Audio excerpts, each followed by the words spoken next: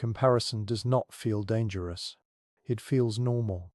You scroll, you look, you evaluate, and without noticing, you adjust yourself. You work a little harder. You doubt yourself a little more. You question whether you are enough, not because anything went wrong, but because someone else looks like they are doing better. Over time, it becomes automatic. Your worth starts depending on how you rank. But what if comparison is not harmless? What if it is slowly rewriting how you see yourself? Right after you compare yourself to someone else, your self-worth does something strange. It does not just shift up or down. It changes shape. It becomes conditional. It starts acting like a score that has to be defended. That is why comparison feels quiet. It can happen in the middle of a normal day, with no obvious trigger.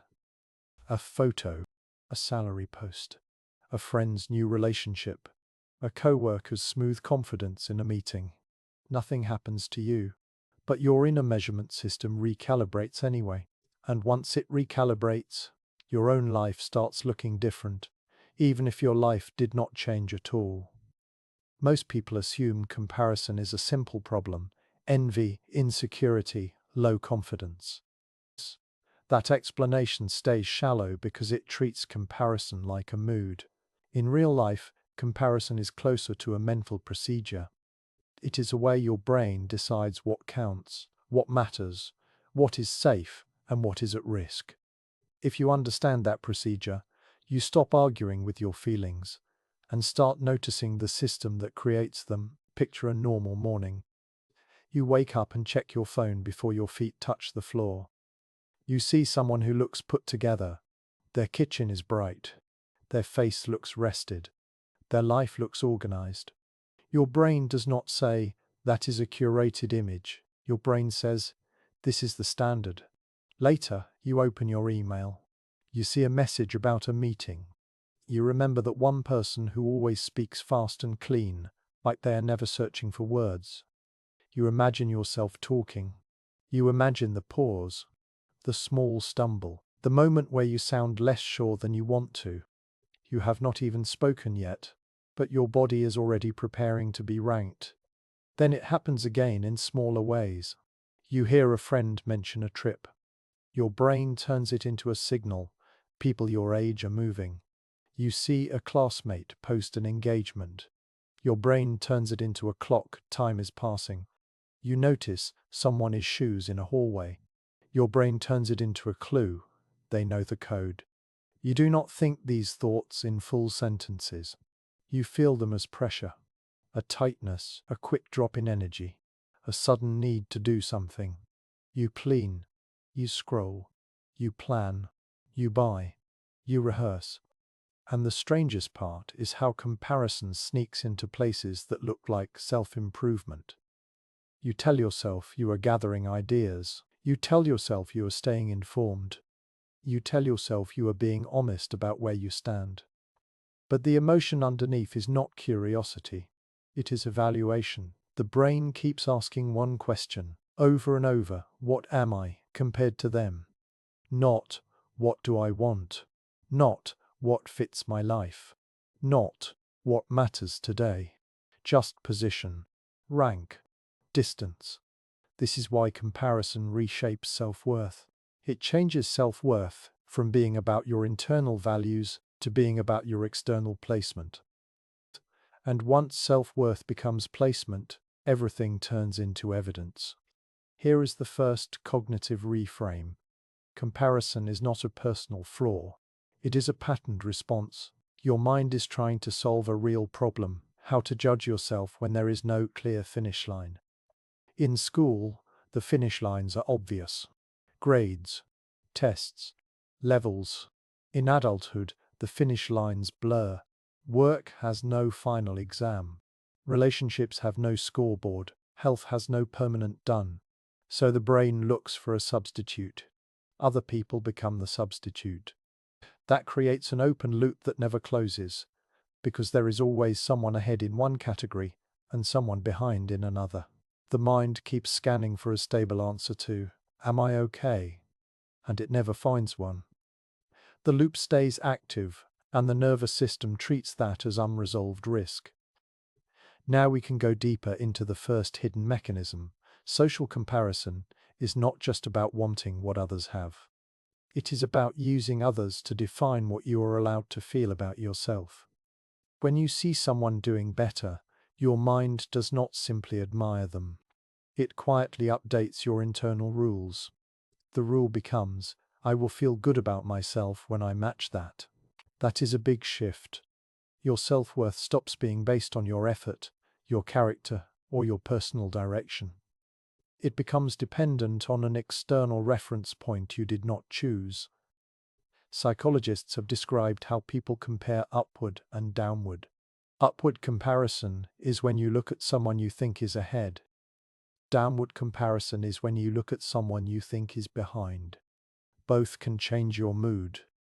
But the deeper effect is structural. Both teach your mind that worth is relative.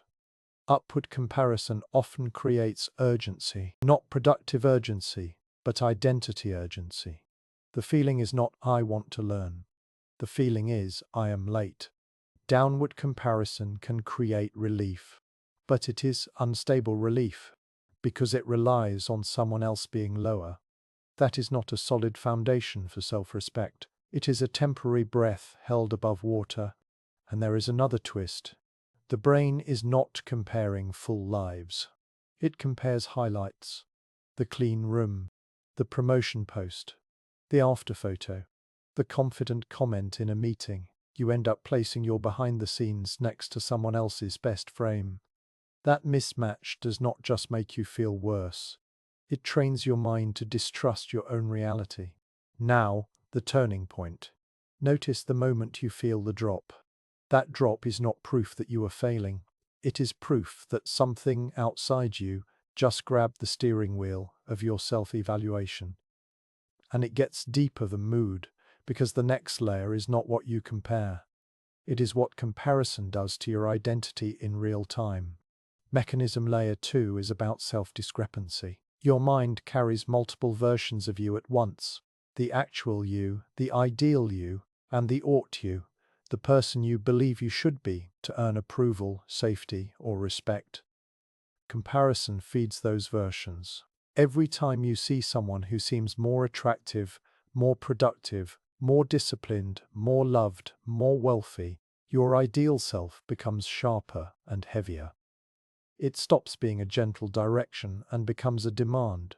That is why the same person can feel confident on one day and strangely worthless on another day, even though nothing important changed. The standard changed. The gap changed. And when the gap becomes the focus, your brain starts interpreting neutral events as signs. If you are not invited, you assume you are behind socially. If your message gets a slow reply, you assume you are less valued. If you do not perform perfectly, you assume you are not the kind of person who succeeds. Common attempts to fix this fail because they attack the surface. People try to stop caring what others think, but the comparison system is not mainly about other people's opinions. It is about your mind's method for deciding your status. People try to curate their own image, hoping it will raise their position. That works briefly. Then the mind adapts, and the new baseline becomes normal. The relief fades. The standard rises again. Your self-worth stays on a moving platform. People try to achieve more, but comparison turns achievement into a rental, not an ownership. You feel proud for a moment. Then you notice someone else doing more, doing it younger, doing it cleaner, doing it publicly. The mind updates the rule again, not enough. This persistence is not accidental.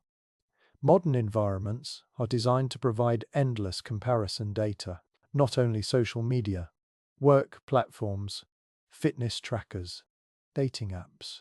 Even professional networking is built around visible proof. The brain used to compare within a small group, a neighborhood, a school, a workplace. Now it compares across entire cities and industries, across lifestyles that do not even share the same constraints, across bodies with different genetics, across careers with different timelines. across relationships with different private realities. That expansion matters because comparison works best when the reference group is realistic. When it is too large, your mind starts treating outliers as normal. The rare becomes the expected, and the expected becomes the minimum requirement for self-respect. This is also why comparison pulls you toward public metrics. Likes, titles, income, visible routines, visible partners, visible travel. Public metrics feel certain.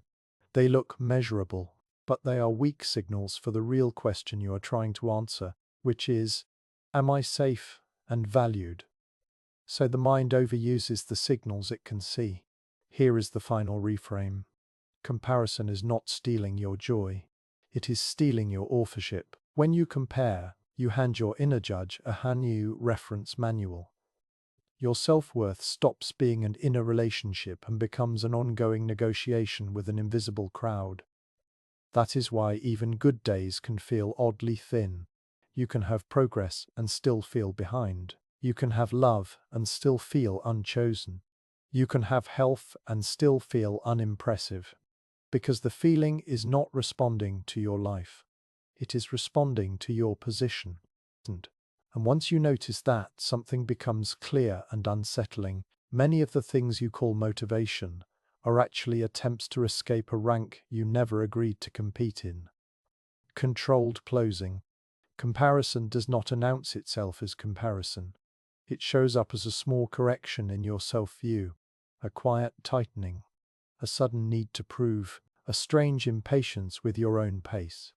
It keeps you busy, not because you are lazy, but because a ranked self is never finished. A ranked self is always one update away from dropping. When you understand this, you start recognizing the real cost. It is not the minutes spent scrolling.